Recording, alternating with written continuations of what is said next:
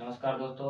आज हम इस वीडियो में लैंगिक जन्म के बारे में पढ़ेंगे। सेक्सुअल रिप्रोडक्शन क्या है इसके बारे में पढ़ते हैं। चलो करते हैं स्टार्ट वीडियो को। लैंगिक प्रजनन, लैंगिक जनन, लैंगिक प्रजनन। Sexual reproduction, sexual reproduction. जनन की वह विधि, जनन की वह विधि जिसमें दो युग्मक भाग लेते हैं। जनन की वह विधि जिसमें दो युग्मक भाग लेकर के एक युग्मंज का निर्माण करते हैं, उस विधि को कहते हैं लैंगिक प्रजनन। यानी वह विधि, नोट करते चले साथ साथ में, वह विधि जिसमें, वह विधि जिसमें दो युग्मक भाग लेते हैं, दो युग्मकों के संलयन से, दो युग्मकों के संलयन से, दो युग्मकों के संलयन से युग्मनज का निर्माण होता है, युग्मनज का निर्माण होता है, उसे लैंगिक जनन कहते हैं।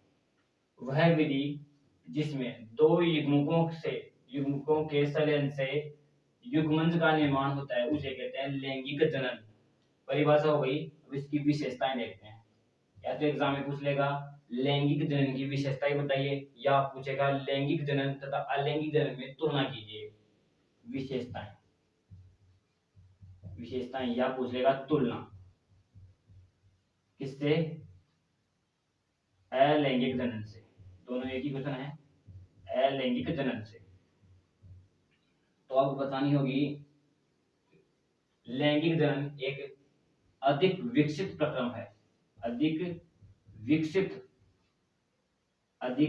जनन की विधि है, अधिक विकसित जनन की विधि है, जनन विधि है, अधिक विकसित जनन की विधि है। यह धीमा प्रक्रम है, यह धीमा प्रक्रम है। हमने देखा था एसेक्सुअल रिप्रोडक्शन में कि क्लेमाइडोमोनास से जूस्पोर बन रहे थे, बहुत जल्दी टाइम लिमिट में, कम टाइम लिमिट में बन रहे थे। परंतु इसमें क्या होगा, सेक्सुअल रिप्रोडक्शन में एक धीमा प्रक्रम होगा, जल्दी नहीं होगा। कैसा होगा? धीमा प्रक्रम होगा। और विकसित प्रक्रम होगा, धीमा प्रक्रम होगा, जटिल विधि होगी। सरल ना होकर के क्या होगा? जटिल विधि है, जटिल विधि है। इसमें सबसे इंपॉर्टेंट, युग्मक कितने भाग ले रहे हैं? दो युग्मक, दो युग्मक भाग लेते हैं, दो युग्मक भाग लेते हैं। दो युग्मक में मादा युग्मक, मादा युग्मक व नर युग्मक,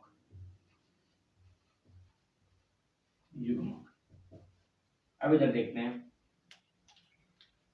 आपको परिभाषा पूछ सकता है लैंगिक जनन की। जनन की वह विधि जिसमें दो युग्मकों के संलयन से युग्मनज का निर्माण होता है उसे लैंगिक जनन कहते हैं। आपको इससे और क्या क्वेश्चन पूछ सकता है?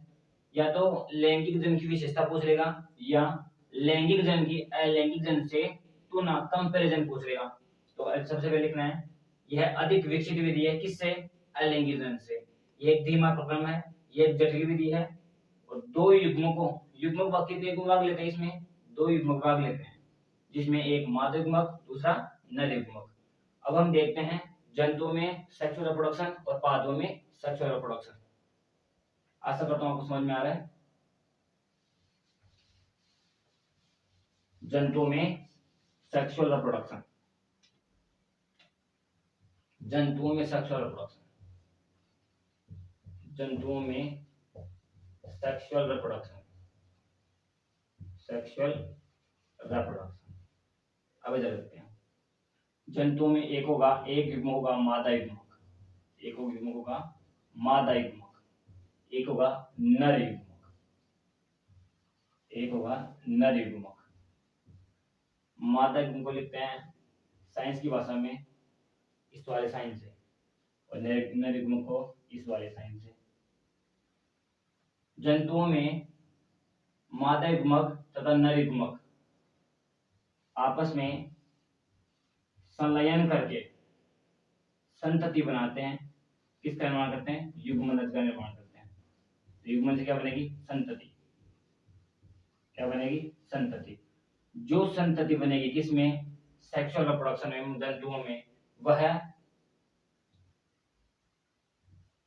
संतति जो निर्मित होगी वह जनकों से भिन्न होगी, जनकों से भिन्न होगी। एसेक्सुअल रिप्रोडक्शन में जो संतति बनती है वह जनकों से क्या होती है, जनकों से क्लोन रूप में होती है, जीनोटाइपिकली सेम होती है।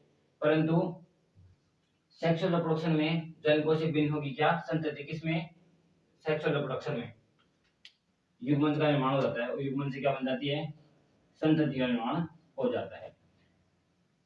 अब आपके एग्जाम में क्वेश्चन आ जाए कि जंतुओं में युग्मक का निर्माण किस परावस्था में शुरू हो जाता है, युग्मक निर्माण किस परावस्था में शुरू हो जाता है, युग्मक निर्माण किस परावस्था में शुरू हो जाता है। तो आपका आंसर आना चाहिए किशोरावस्था में, किशोरावस्था में।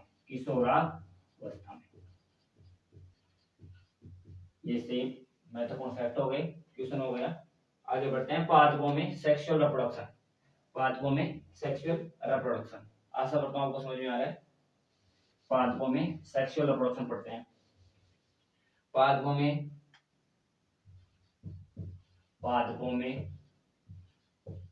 लैंगिक जनन। अब पादपों में मादा युग्मक तथा नर युग्मक न लिखकर क्या लिखते हैं, पुंकेसर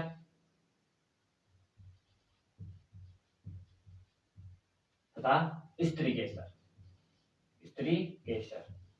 ये तो हो गया मादा युग्म के रूप में, ये हो गया नर युग्म के रूप में। पुंकेसर, स्त्री केसर। पुंकेसर तथा स्त्री केसर। पुंकेसर में होता है परागकण, परागकोश में क्या होते हैं, परागकण। पुंकेसर डंठल संरचना होती है जिसके शीर्ष वाले भाग को कहते हैं परागकोश, पोलन सैक परागकोश कहते हैं। परागकोश में होते हैं कण रूपी संरचना जिन्हें कहते हैं परागकण, भरे होते हैं इसमें।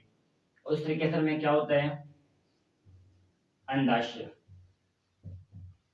अंडाशय में अंडकोशिका देख लेना। पादपों में लैंगिक जनन को पढ़ रहे हैं। पादपों में लैंगिक जनन में दो युग्मक भाग लेते हैं, कौन कौन से, पुंकेसर किस रूप में, नर युग्मक के रूप में, और स्त्री केसर मादा युग्मक के रूप में। पुंकेसर में परागकोश में क्या होते हैं, परागकण होते हैं जो किस के रूप में भाग लेते हैं, नर युग्मक के रूप में भाग लेते हैं, अंतिम नर युग्मक के रूप में भाग लेते हैं। और स्त्री केसर में अंडाशय में क्या होते हैं, अंडकोशिका।